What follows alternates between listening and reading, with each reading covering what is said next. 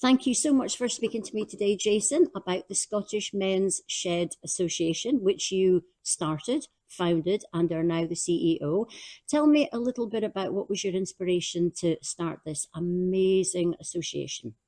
Well, thank you so much. What a lead-in. Well, as you can hear, that don't have an Aberdonian or Scottish accent. No. I'm a South African. I've been here now 27 years.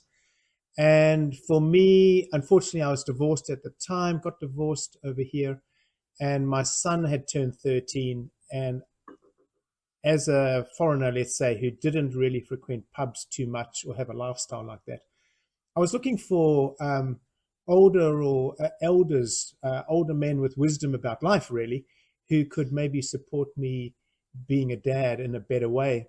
I was a youth worker at the time and for many years, but it's always very different bringing up your own kid to others' kids. And living up in the hills, etc. Isolation and loneliness. I'm a fairly social person. Very different lifestyle from living on the beach in South Africa to Aberdeen or Aberdeenshire, which I love, but can be quite isolating and lonely, particularly now I find out all these years later for men.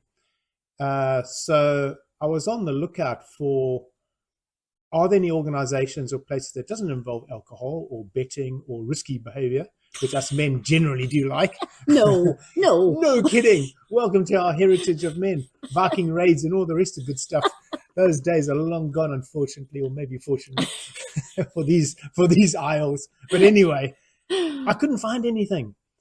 And then I heard a talk was going to be done or being done by a retired GP from New Zealand on this thing called men's sheds in Inverurie. And so I went along to it. And lo and behold, here we are 15 years later with what we've got today, a movement of health and socialization for men across the whole of Scotland. And cutting a very long story short, you finally got this up and running and it launched in 2015. Well, yeah, I mean, for me, I heard about it back in 2009. I then worked for the next 4 years, also with Jill Sowden. And together we cobbled together the West Hill Men's Shed, which is the first men's shed in Scotland. Very proud to say. What a fantastic shed. And what a flagship that those guys have helped done and created for Scotland, for people to go and see. They are just champions of champions. And they're all volunteers, of course, with a load of experience in life. And being in West Hill, you know, they've got that engineering, or mainly have that engineering background. So in some ways, to start a charity from scratch, imagine a bunch of blokes get around a table, don't know each other. These guys are mainly retired, got to get on with one another, never run a charity before, and want to create this thing. But most of them were businessmen with a wealth of experience. So that always gives a huge benefit if you bring in those skills to starting a men's shed in the first place for your trustees or whatever. And certainly the way that we, and now in the Scottish Men's Shed Association, how we have created a development model, which is that we don't run any of the sheds. The sheds must run themselves. So it's for the men, by the men. We find that if the men aren't, let's say, steering or building and then sailing their own ship, they don't really want to get engaged. We see women getting engaged in community centers and community groups, but men, wow, we need a little bit different, and we need a different kind of model to engage us that gets us excited. And who would have known that this thing called a men's shed would actually get men really excited, voluntarily engaging and helping their community, helping themselves. I mean, it's a health initiative, but it's not driven, or you wouldn't think it's a health initiative when you go there. But the health benefits are, as I'm sure we'll speak about, are just so many. And often a lot of the unseen difficulties and struggles we have as a society are not named, or we're shamed by having them, particularly this mental health aspect. This word mental all of a sudden drives us into the hills or not wanting to talk about it. So it's got a bad stigma. But we, of course, we all have mental, spiritual, physical health, well-being. I like to call it well-being now. What's your state of well-being, which is the whole holistic sort of bubble.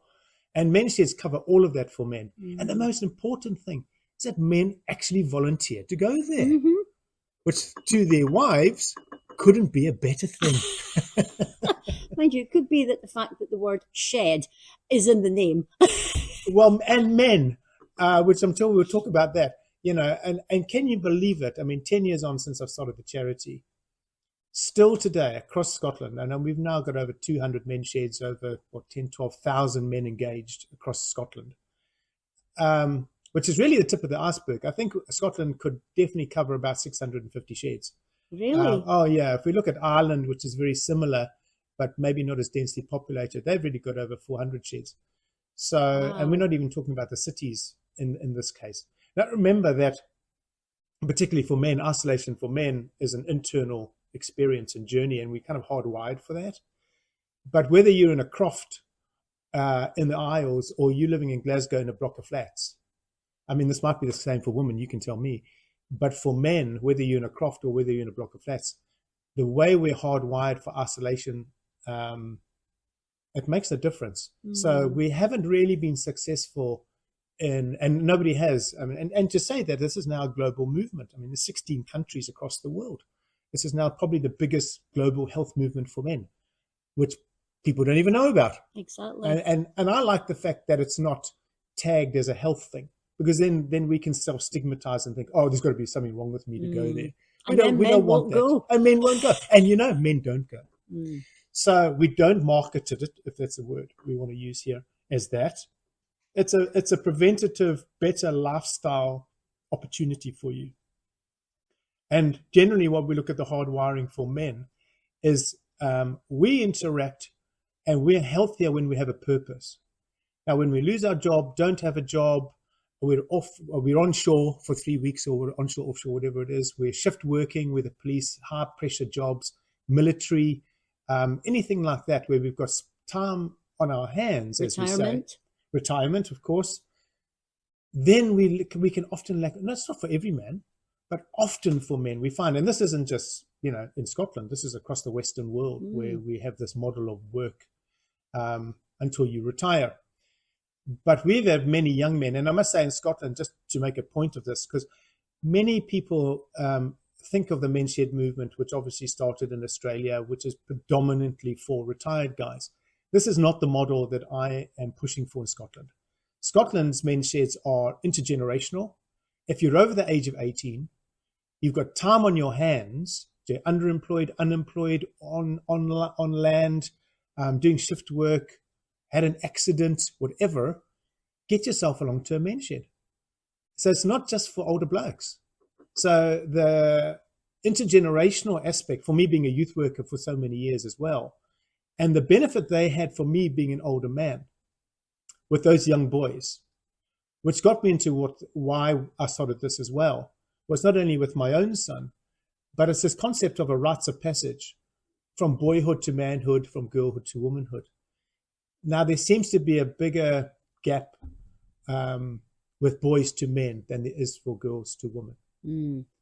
Normally, menstruation comes in and women know that you're a woman. It's not really like that for guys. Mm. Back in the old days, where I come from, South Africa, 21, you get the key to the door. 18, you can drink in South Africa. Your dad will take you to the pub and give you a first beer. I come to Scotland, and I'm finding kids at 13 have bottles of vodkas in a tent in the baccy up the park. And I'm going, well, that blows that theory of a line of passage. This is a totally different culture. Exactly. Or maybe a different time in evolution of time and culture. So this is what we're dealing with. So alcohol, never a good thing. You have a very strict rule about that in the men's shed. We do. So there's no alcohol in the men's sheds whatsoever. Not only... and I think it's important to say that often men's, because it's a shed, people might think that the men's shed is a big workshop, and that's why they go there, to do stuff, right? Well, yes and no. Not every men's shed, believe it or not, really even has a workshop. Some men's sheds don't have workshops at all. Oh. So the premise behind this is about socialization. This is about getting men out of the house, getting men together, to talk men's stuff without alcohol, without betting or risky behavior, and putting the world to rights, making themselves feel better, You'd probably understand this quite well. So apparently, politically, it's not quite right to say this, but I think, and I've witnessed and I experienced, men and women almost speak a different language, particularly when they're together. And so when we come together as two genders, we often don't understand each other by what we say. So for men who often don't talk, and I believe Scotsmen are particularly difficult at talking about emotions and feelings and things like that, which you girls absolutely want to know about. Well, we're a bit rubbish at that. But what we do find is in the shed, it's a social place for men to come. And in that socialization, friendships are formed. And when the friendships are formed, things are spoken about. Now, I'm sure when you girls get together, the things you talk about, you wouldn't talk about in front of men. No.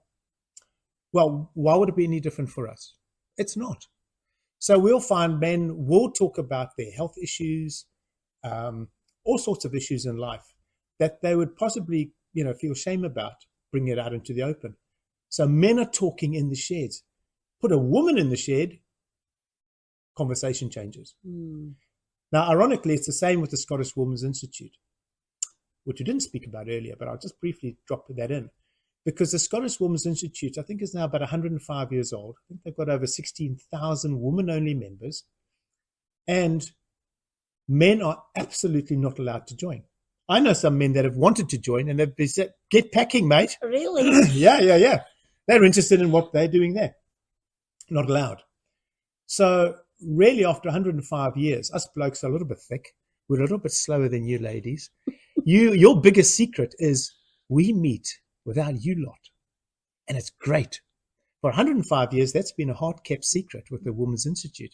Well, the letters and the words are out, ladies. The men's shed is the Women's Institute. Mm-hmm. Men are coming together to socialize and talk, put the world to rights, chat about the things that they feel maybe ashamed about or are thinking they might be expected to know but don't, amongst their fellows, and do stuff.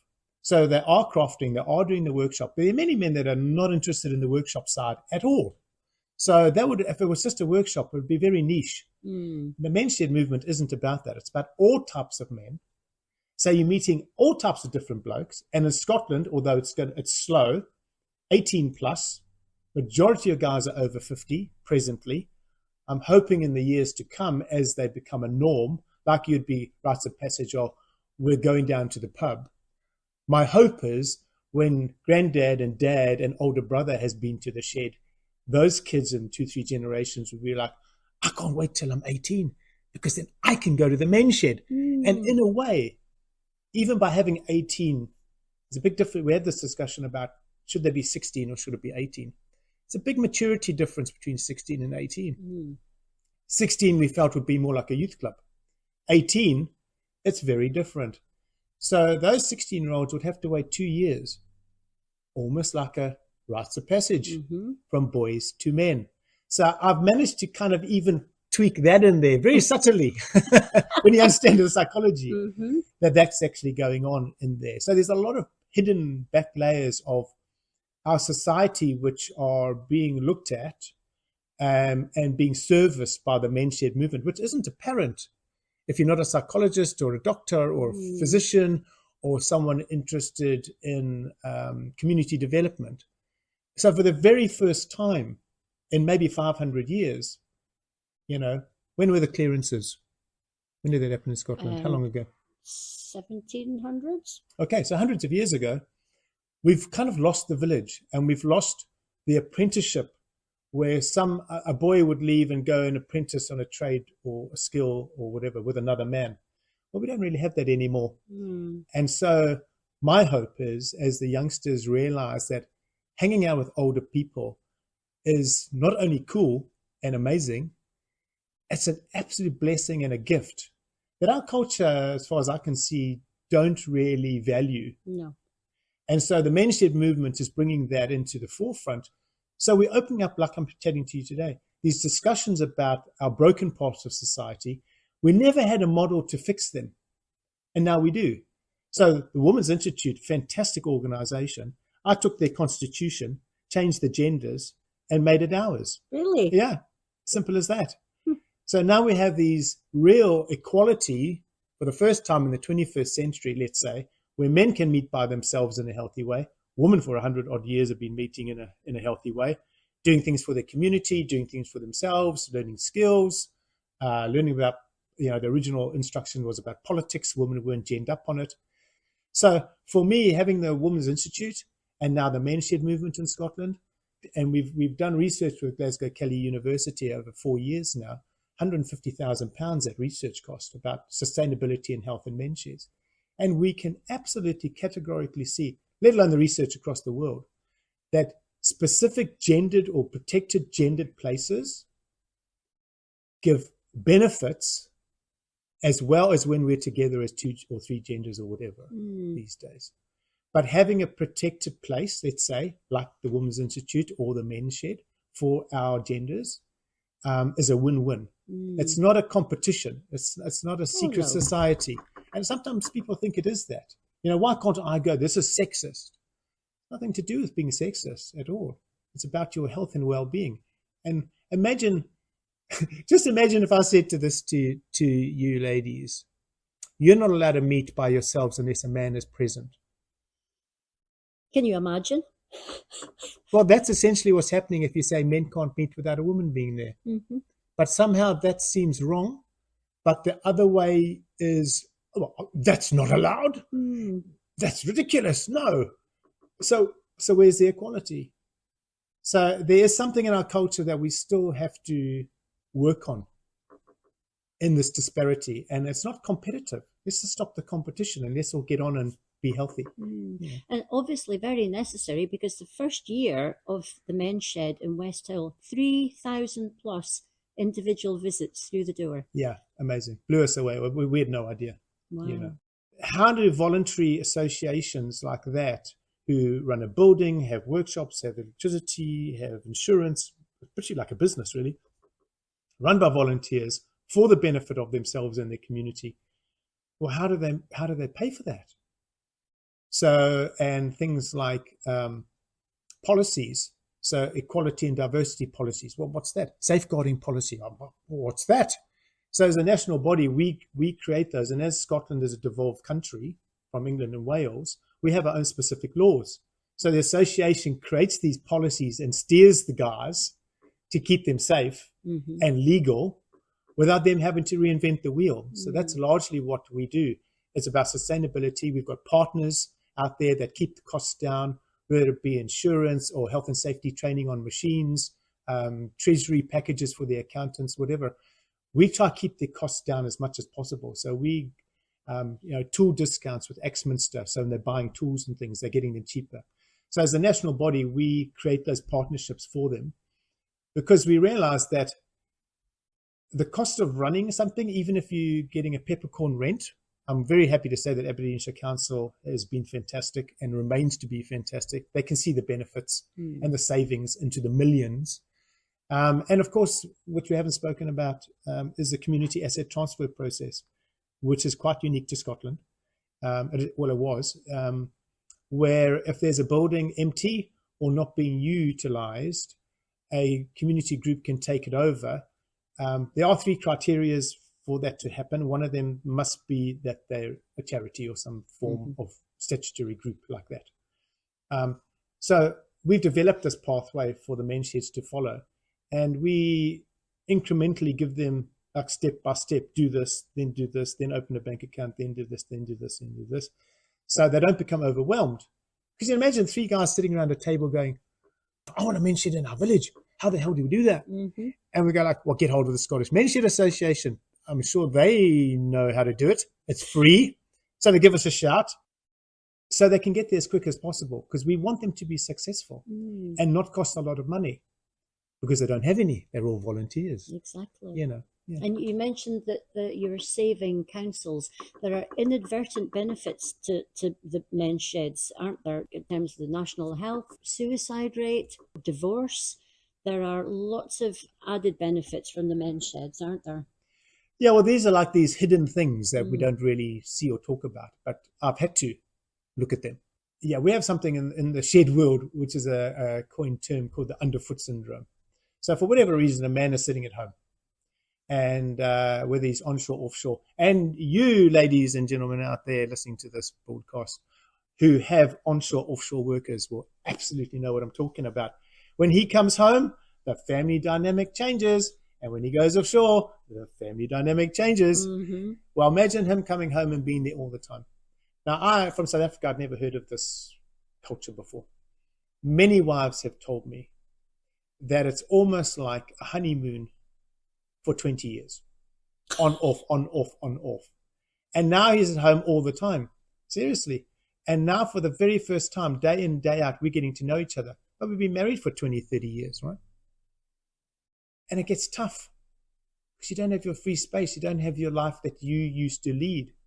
Now what often happens is that he's lost his whole social circle. The social circle for men, particularly as you get older and you're not playing football, you can't play enough golf, or you don't have enough money to do it anymore, or you've had an accident or your health or whatever, and you don't go to the pub anymore, and pubs are closing down, or you can't afford it. Well, what do? Well, we sit at home. We take control of the TV remote control, and we flip the channels. As guys have said to me, you can only watch so many Under the Hammer. And every 5 minutes they're telling you, oh, there's an advert for you're going to die soon. You must take out a policy. Why the hell do I want to watch that every day? It's so damn depressing. I'm waiting to die. They're still trying to take my money, So I heard all of that and all those as a development officer and contemplating my own demise and my own retirement time, which is getting closer, by the way. 15 years on. Hello. If you stay together and you're not getting under your husband, a husband's not getting under your feet, and you don't want to divorce him, which is happening more and more as we live and living longer, more than ever before. Mm-hmm. And later in life. And much later in life. So all of a sudden the government's got to find another house. If your wife got sick, you take care of her. I would certainly hope. When a man loses his wife, as I've heard so many times, or she passes after 20, 30 years, he is terribly lonely.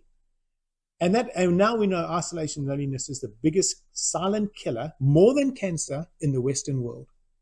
Some person, how they come up with a statistic, I have no idea. But they say loneliness and isolation is equivalent to you smoking 15 cigarettes a day. That's an NHS statistic. Mm-hmm. So we know it's the biggest silent killer. Now the men's shed movement helps and prevents that from happening, because now you've got a place that a man can go in a healthy way. If he's got skills, he can be the elder and he can share them with other people. He might even want to learn a skill. He might have been an accountant his whole life, and he doesn't even know how to make a bird box. And he's always wanted to, but he's never had the confidence. And he wants to. We've got guys there, older guys now, who are kind of IT scared about computers and things. We've got guys there, younger guys that are teaching older guys about that and connecting them. So during COVID, that was a big issue, because all of a sudden everybody became on Zoom. But we had so many older guys who'd never heard of it. And we had guys trying to teach them to put on a computer through the kitchen window or the lounge window in the garden, saying, push that button, do that, click the mouse. Can you imagine? That was only 4 years ago. It was massive, right? And those guys, it was terrible, because it's almost like they had experienced camaraderie, friendship, whatever, and that was taken from them with COVID. It's even worse if you don't know, you've had it before, and now it's been taken. It's even worse. Cruel. So we try to get one of our COVID plans was to get them upskilled as much as possible. We were fairly successful. All guys would still meet at a distance, like in the village square, but at least they made the friendship bonds, But we're now finding that 3D printing. You know anything about that? I'm only seeing the guys in the Bankery Men's Shed do it. There you go. 3D printing. Who knew?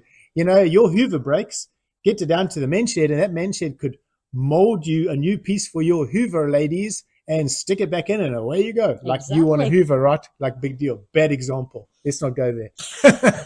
A bit domestic. A bit domestic, exactly. Don't give me that for my birthday present. You're out. As I've heard before. Oh, and I know people who have had a vacuum cleaner for their birthday. I've heard it too. Mm-hmm. So you've got older guys learning new technology, model railway making, IT skills, CAD systems, architectural things. And then we go right down the road of polytunnels and planting, growing food, working with primary schools, making buddy benches, upskilling lawnmowers. I mean, Westall Men's Shed are particularly renowned across the country for their recycling and upcycling of garden equipment. Really? Oh, yeah. So they sell hundreds of lawnmowers every season. Because that shed's particularly got a lot of engineers from the oil, they love that kind of work. Mm-hmm. You know, flower mowers, chainsaws. I bought my golf cart from them. So rather than going into landfill, men's sheds are also getting timber. We've, as a national body, we've made some associations with the big building companies. So when they're building a church or a school or a hospital, and they have a lot of excess waste, we've made an agreement that men's sheds will come in and speak to their comms officer, and they can take as much timber and offcuts as they want. Fantastic. So that's keeping carbon footprint down, landfill empty. The guys here particularly are recycling all these machines, and that's generating the funds for them to exist. Everybody's winning. And instead of just throwing out a piece of equipment, people are coming to the men's sheds and they're repairing it for a donation. Exactly, for a donation. So, and what we've seen is, you know, how much do you charge? Well, we take in a donation. I mean, sometimes sheds all work differently. That some have an algorithm of how they work it. It could be if you want something new built and they've got to go to B&Q or somewhere and buy the material, be that plus 20% or something. Some of them just say a donation, whatever. I know West Hill here have their now famous markets in the shopping centre. And that's through the generosity of donations by the community. And what we find in men's sheds is, sadly, it's a sad thing to say, but also a great thing to say, is that when a man dies, and let's say he did have a shed at the bottom of the garden, the widow doesn't know what to do with the stuff and almost feels, as they've said to me many times, this is his holy of holies. And if I could donate his tools to the local men's shed, I think he'd be really happy with that. And actually, I don't know where to start. Can you come and clear it for me? So the guys do. But you can only have so many chisels in a shed, you know. So they resharpen, repurpose them, sell them on, strip them down. So now we're talking about carbon footprints. It's just win, win, win, win. I don't see any downside to it. I never have, really, personally. So all this is happening, but how are they funded, Jason? I'm just having a cup of tea, Go like ahead. we do in the men's shed. It must have ingrained into my skin. Hey, having a cup of tea and a gossip in the men's shed is crucial. The kettle is always on. As we say, the most important tool is the kettle, and it absolutely is. So how are they funded? It does depend on the skills of the men. So like I said, Westall is particularly fortunate in respect and have a kind, loving, supportive community, which is also vitally important. Without the community, the shed doesn't really exist, and vice versa. They have to work together. If the public weren't buying the stuff that they've made, bird boxes, bat boxes, mink traps, they're working for mink traps and things with wildlife societies, etc. I mean, the things that these guys make, phenomenal. But it does depend on the skills you have in the shed. So that depends on, you can't just have grants all the time. There's not enough grants to go around. No. So startup grants. But how about, and that's why I said we've gone from development grants into sustainability. How are you sustainable? So they have to make stuff. They have to recycle stuff. So you hope that you will attract that type of person in. And because it's a shed, most of those guys are very interested in big, shiny tools that make noises. And thank God that we do like these big, shiny things. Otherwise, probably most things wouldn't get built. So that's our mojo. That's our thing. We want to do stuff. We want to make stuff with our hands. We've been doing it for thousands of years. And we haven't changed in that. But there are some men who are not interested in that. So we must remember, and this is critical to remember, that the most important thing is about the kettle and the socialization. And another thing that we say in the men's shed movement, which has come out of this movement, is this understanding of the difference between men and women, is that, we spoke about it not off camera, but off mic. And I was saying to you that women's fuel is estrogen, and men's fuel is testosterone. Now, the example I give of that when we talk about our health stuff we do in the sheds, we also have a project called MOT for Men. And it's very clever, where different body parts are made into a motor car. So let's say the exhaust pipe is about cessations from smoking and things like that. Erectile dysfunction are spark plugs and your sex life and things like that. Men can relate to that. And it's very successful. So our guys are trained and we go in, and it's not a medicalized thing where we're telling you what to do, but we're having these discussions, prostate cancers, all the cancers, etc., coping skills in life, all things like that. And it opens up the discussion in the shed. And all of a sudden, Jimmy's had his prostate out. What? I'm actually going through that. I didn't tell anybody because I felt shame or I was afraid. All of a sudden, he's got a buddy who can mentor him through that experience. Unheard of for men. And the strong and silent type model, that we've been forced to believe that this is what women particularly want. Well, as I was saying to you earlier, strong and silent means strong and dead. So this is often what we found now is that the wives are often the last people to find out that their husbands committed suicide. Why didn't he just talk to me? She said. The strong and silent type. There's the reason. We've been brought up with that tag, and that kills men. Now, we're hardwired to go inside and sort our problems as single focused, where women go outward to talk about their problems and are community minded. Men and women are very different. And I am generalizing here. It's not every man and every woman. I'm very outward going. I'm very communicative. I know many men that absolutely aren't. So we have a cross mix. And I know many women that aren't. And I know many women that are. So let's just keep it as a broad thing if we can. So generally, we're finding this as an issue. Hence, we have the highest suicide rate in Europe. In Scotland, another year on. And the devastating thing to me, if that's not devastating enough, is that this is really between our 25 and 40-year-old youngsters. These are our fathers and our sons we're talking about. And particularly in Aberdeenshire, our young farmers is such an isolated, and we can't live without farmers. Let's not even get onto why they're trying to close down farming. We won't get on this, another conversation. But our farmers, so without testosterone fuel, let's say, when men look at each other, it can be aggressive. Straight out the gate. We're comparing each other. Is he bigger than me, faster than me? Will he get the girl? Will he hunt down the woolly mammoth? Will he be the chieftain? All these ancient things are running through our brains at a millionth of a second, and we're checking each other out. I don't know if that's like a woman. I believe it's not really particularly. Not unless there's a experience. man in the room or something, and then there's a competition. Yeah. And it's the same with women steps into the room, men start competing and acting like kids. Horrendous. I've seen it. That's why we have men sheds, so men don't have to behave in these ridiculous ways. Benefit of single-gendered spaces, right? Different conversations. What we see in the men's shed is with testosterone, our levels spike up and down, but like our sex life. Let's look at why that happens. Our testosterone's up. We've got to move. We've got to do stuff. This will be a good tip for you ladies. If you want to have a deep conversation with your man about something emotional and meaningful to you, get him when he's kind of tired. He will be able to sit and listen. If his testosterone's running high, he just wants to, his body has to move. It's like jet fuel. So what we find in the men's shed, why this works for men, why we like it, is that we go and do an activity, our testosterone levels drop, and then we come back to the social area. If we're doing activities, we have a cup of tea, like you said, no alcohol, a biscuit, and the body language from shoulder to shoulder, where we've been shoulder to shoulder working on something, not looking at each other, and we're talking, we then break and go to the social area. The body language goes from shoulder to shoulder to face to face. Now, because our testosterone's dropped, we're not feeling so aggressive, consciously or unconsciously. We look at each other in the eyes, and in this relaxed form, we're actually tired. We listen, we talk, we have a cup of tea and a biscuit, and we're making eye contact, and we're feeling safe with this person. 20 minutes, half an hour, depends on the age of the bloke and his levels.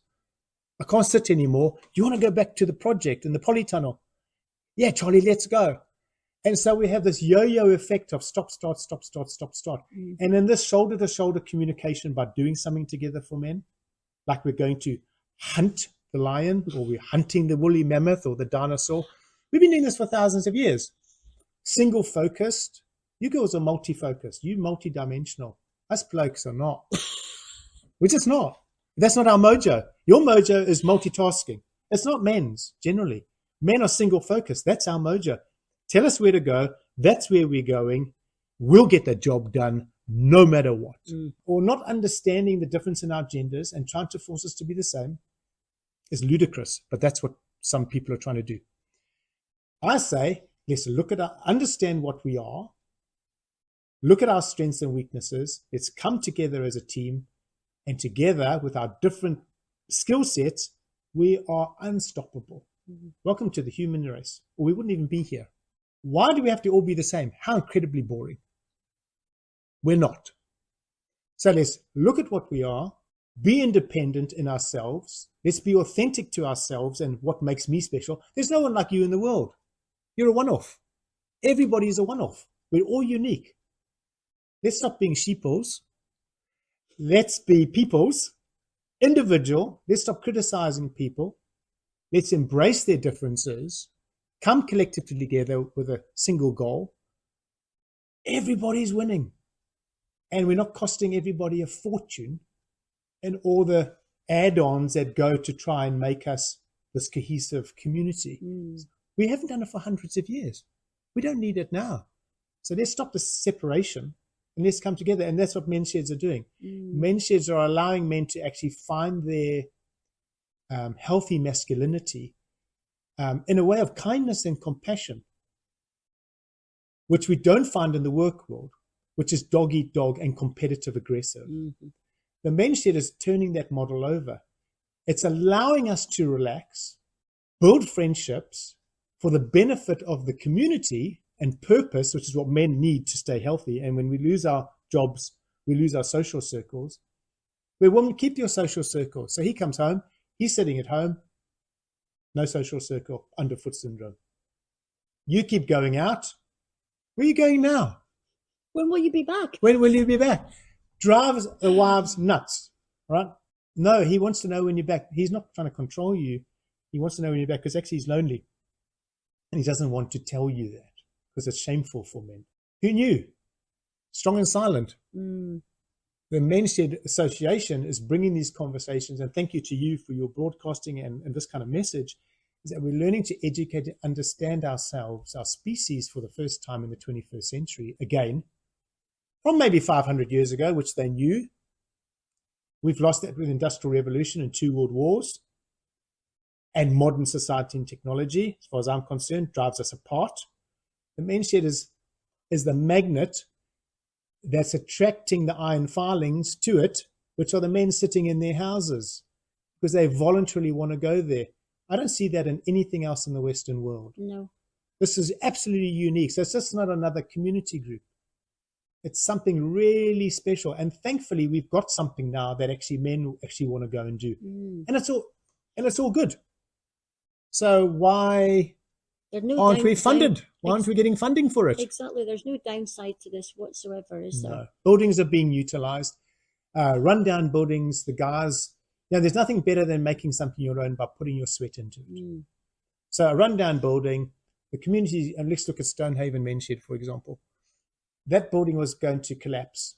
It was like a 1960s, I think, wooden build right on the beachfront. It was tilting over. It was a community place, and the whole place was going to go. Council was not going to rebuild it. The Men's Sheds, thankfully, after a long struggle, got it. Look at it today. The men have put their skills into it. They've saved the building. They've made a fantastic community place where other groups now hire it and take it, which also brings an income into it. That's been kept for the community now. And the men feel it's theirs because their skill set has done it. And it's a hell of a lot of work to save a building, I can tell you. It's hours and hours and hours and hours. I did a social return on investment document back on West Hill back in the day. It took us 3 months to complete because a lot of the fiscal departments, and John Swinney, who was finance minister, came to the shed then. How can you prove this is saving us money? So we looked at what the social benefit was and we put it into monetary terms of what they would have been doing, going to the golf club or playing tennis or doing something rather than sitting at home. And West Hill, which is a very wealthy place, doesn't really have any deprivation, as in transport link issues, living in the Highlands. We didn't have any veterans to put into the factor. And still we got a 1 in 10 return. So for every £1 you put into it, you got a £10 return. Now, if you look at something like the Crofts, a block of flats, Govan, the shipyards, you're going to get a £1 to £25 return. Fiscally, Mr. Finance Minister, let alone the benefits of your health and hospitalization and divorce and finding 2 homes for people and losing a carer for a spouse, etc., etc. Social benefits. Billions, right? So if we look at this, Australia where it all started. Now we have over 1,000 men's sheds. 1,000 men's sheds in Australia. Now, Australia actually isn't a big country. They're pockets of habitation. Most of Australia is empty. 1,000 men's sheds. That government, 30 years on, still puts in $3.5 million a year. Why? When they're saturated. Why would they still want to invest that amount of money? Because they are saving billions in health. Why the Scottish government hasn't recognized this when we've done the research, we've done the 4 years research on sustainability and health benefits. We can see in Ireland, who's about 2-3 years ahead of us with their men's shed movement, they've got over 400 sheds. They got 1.5 million invested. And I don't believe Ireland is as wealthy as Scotland. No. Very much like for like population. Why have we been struggling year on year and never got more than 75,000 pounds? For the biggest now men's health movement, and I'm very proud to say, we have nearly 4,500 members just of the Scottish Men's Shed Association charity. We're talking about the 12,000 men who go to sheds. But our members, our members are made up of men and women because the women want their husbands and sons healthy and they're supporting it. Why, when you now have, for the very first time in the country, a men's health movement and the now biggest voluntary health movement in the country, why are you not jumping with joy that you could put our taxpayers' money in, which will save the NHS and billions and doctors' times, preventative health, suicide, all of those things we've spoken about? Why are you still only stomping up grudgingly when we run public campaigns? The initial seed funding we got to start of 75,000, well, it wasn't enough even then. And it hasn't changed. Hasn't changed. And you have to fight for it every year. Every year. Well, I think when people come to the men's shed with their toaster trying to get it fixed, I think they will look very differently at the men's shed now. And we do find that when, people are very generous, you might come with something or want something done. And they say, well, how much is it anymore? So just say it's a donation, it's a charity. They are very generous with their donation because they realize it's not just for the lawnmower.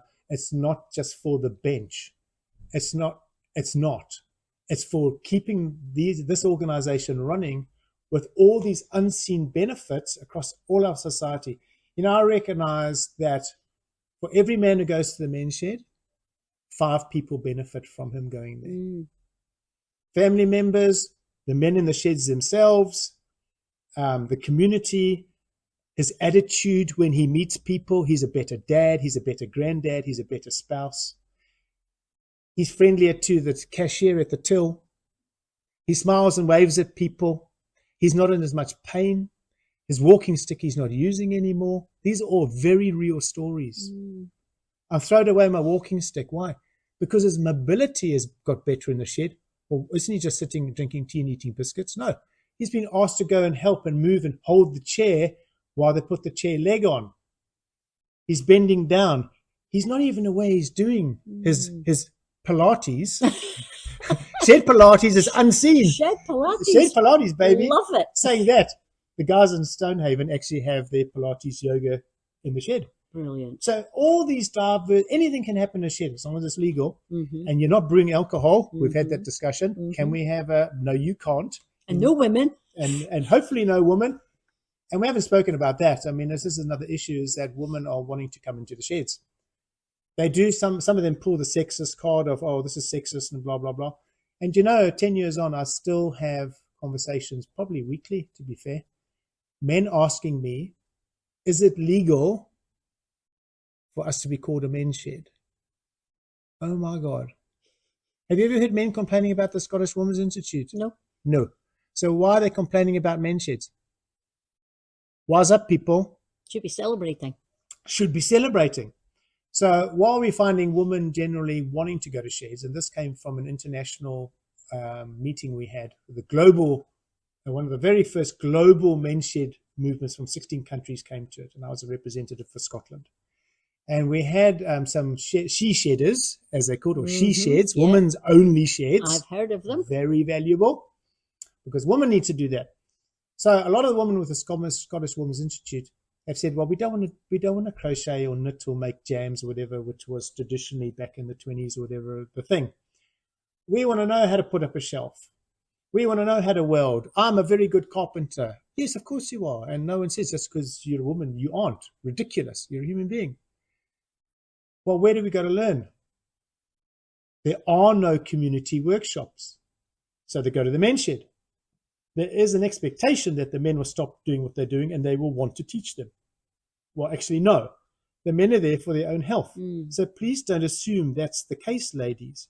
Secondly, the men are there for their own health without you there. So our suggestion is this.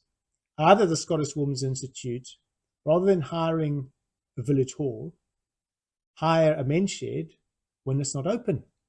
That's a great idea. They are then getting income from you, rather than paying it to a village hall. You've got a social area. And if you, in your own right, use one of our guys, David Young Training, to upskill you on the machines, pay your insurance, if your group of ladies want to learn to work machines, and I'm sure like West Hill, the men have come in because they have that. They have a she shed within the shed, women's only nights. The men will help you with that. But get your own training, get your own insurance, like the men have had to. But use the building. Well, that's a better use of the building than being empty for a day, right? And you've got your space. Because women want to learn this. What we also find with the high divorce rate, sadly, what a man would normally do with putting up a shelf, women are left alone. I want to learn how to use a power drill. YouTube is great, but is it safe? So they want to come to the sheds where the tools are to learn these things. The issue is, some are trying to pull the sexist card. People are saying this is backward thinking. This is dinosaurian patriarchy at its worst. No, it's not. This is a men's health movement. Nothing wrong with men's health. We need to be healthy, and we are not healthy. So please back off. And it benefits. And it's benefiting the wife and the kids and everybody else anyway. But because they want to come, and what she said was, this is the difference between a she shed and a men's shed. From a woman who runs them in Ireland. A woman comes to a she shed to do stuff, period. I want to learn to do this. I'm interested in that hobby. I want to paint. I want to do a lathe. I want to weld, whatever I want to do. And I socialize outside the shed. I have my social networks. Men do not have those. So men come, the opposite. The men come to the shed to socialize. And how do we socialize? Shoulder to shoulder by doing stuff. Very different psychology. Very different. I'm so glad she pointed it out to me. Yeah. My comms officer, Michelle Wybrew, she is a very handy woman. She goes to the men's shed in West Hill, or to the she shed in West Hill on those nights. And I had this discussion with her, and she said, you're so right. I went the other day, they didn't have enough wood. I'm like, well, what am I here to do? Just sit around. I'm going home. Because I'm going there to build something. Perfect example. Nothing wrong with that. No. But let's keep it in the place of where they should be, separated. So when women come into sheds for normally those reasons, men's conversations change. We're not going to talk about erectile dysfunction. We're not going to talk about our prostates. We're not going to talk about how sad we are, our PTSD from the war, because we need to be strong and silent. Or we start competing for her attention. Yeah, different dynamic. You know what one man said to me, and a wife has said to me, because mainly sheds, even though through time they're going to become intergenerational, they are generally, as I said, for people over 50. Is this an over 50s dating place? Oh, widowers finding new partners here. Not on my husband. He ain't going. My husband's a woman in that shed. My husband is categorically not going. Yeah, I feel threatened. They would not want their husband to be going anymore. No. If it's men only, I'm driving him there and I'm picking him up. Some have said to me, it's a bit like the school run. I'm dropping off the kids and picking them up. Often women are driving actually longer than men. You're healthier, you outlive us. Mm-hmm. Why? I believe it's because men die, and often men are still dying 18 months after retiring. Why does it happen when there was no health issues?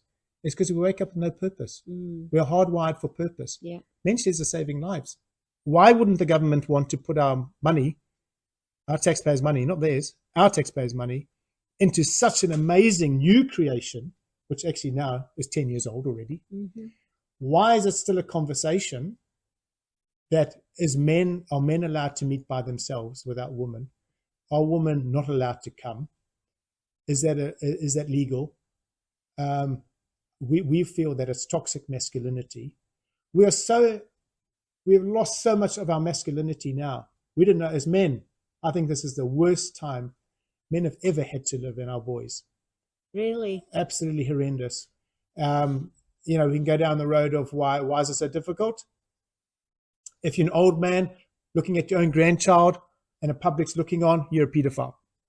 So how do we look at our grandchildren? How do we pick and hug them and carry them around and do stuff? It's like, I feel uncomfortable, ridiculous, but it's very real. If you're a young man and you're looking at a girl and going like, "Phew, she's a bit of all right," you're objectifying her. You're not seeing her emotional value.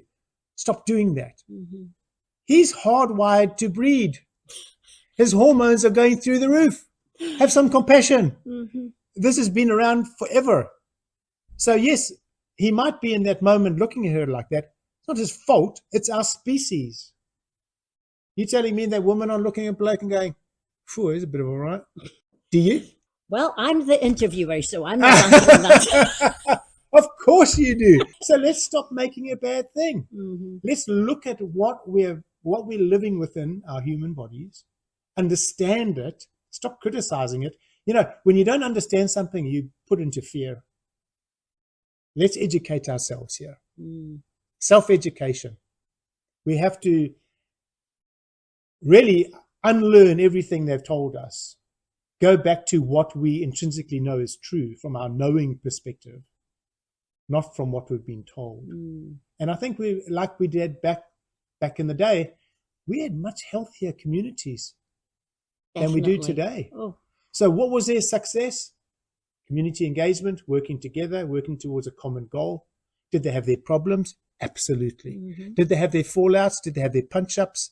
Did they have affairs and marital issues? Absolutely. Welcome to being a messy human being. But living in isolation is not the way to go.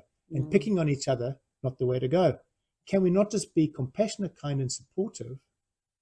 And unless we can get men collectively together where they feel safe, how on earth is that ever going to change? It's not. It is happening with the men's sheds. That's another benefit. Why are we not getting the funding we require to build such a magnificent legacy? And the problem that we're facing right now, which could be the demise of this whole movement, most of these guys now have been at it 10 years or more. These guys who are running the sheds are still in their 70s and 80s. They're going to pass on soon. There will be none left. If we'd had that funding 10 years ago that I was asking for, we would have tripled the number. We would have had younger generations already involved. Unemployed people could become trustees and learn management skills and then go get jobs. People from job centers are told to go to the men's shed. Really? Yeah. Because otherwise their self-esteem drops. They get into alcohol and drugs because they don't want to be here. Go to a men's shed, you're engaged. That's what men seek. They seek engagement. They want to be in a gang. But don't be in a gang that's going to go rough up people. Going to be in a gang and learn from your elders who are mature men, grounded, who are showing healthy masculinity without competitiveness, good banter, good laughter, good crack, as they say. Mm-hmm. Wow, I'm feeling great when I leave. I feel like I belong. This is my gang. This is my stuff. And I'm helping everybody without even realizing I'm helping myself. I have a purpose in living. Then we don't die young. We don't have to go into antidepressants. We don't have to sit in GPs' rooms. I heard from a local GP that they've taken the magazines out of the waiting rooms because certain older people were coming in there because it was warm to read and coming in with fake things. Oh. Right? That's how big isolation and loneliness is. our society has failed or failing our people. Some of the men's sheds over last winter got some funding through the big lottery to be warm places. So when the shed wasn't being used, they opened them up so people could come and socialize and have a cup of tea. Win-win. Yeah. When New Zealand had their earthquakes, the men's shed became the focal center locally for all the emergency supplies, because the big places the guys couldn't get to. When COVID happened, what happened? We didn't have enough face masks. What did the men's shed movement do? The men's shed movement, 3D printing, printed thousands in their homes of face masks for our frontline NHS workers. West Hill was one of the leaders in that. Really? Yeah. Saving thousands of lives and keeping our NHS staff safe when the government couldn't come up. So there you've got a bunch of doers, men, localized. You can get supplies in, central hub, whether it be an earthquake, a pandemic, a war. And that's not even in peacetime. Another win. Exactly. We need to keep the men's sheds alive. They are fixing society. Thank you so much, Jason. Absolutely fascinating. I could sit here and just listen, as we did earlier. As we did earlier for an hour and a half. Thank you so much for spending so much time with me. I really appreciate it. And I just want to thank you for broadcasting this, for doing what you're doing, upskilling people, getting people aware, getting them motivated, integrating back to life. I haven't had a cup of tea with you yet to find out why you're doing what you're doing, which I'm finding quite fascinating. And I want to thank all of you out there. You know, it's free to join the Scottish Men's Shed Association. Let me get a plug in there. Man or woman who want to support men's health. The more people who join us, the more the politicians pay attention, because members are votes at the end of the day, sadly, but that's the way it is. If you want to find out more about us and you are online, go support your men's shed when they're having sales. If you want something fixed, get it to your men's shed. You're supporting them, you're supporting your community, you're supporting yourself. It's just a win-win. So it is fantastic. Thank you all so much. Thank you, Jason.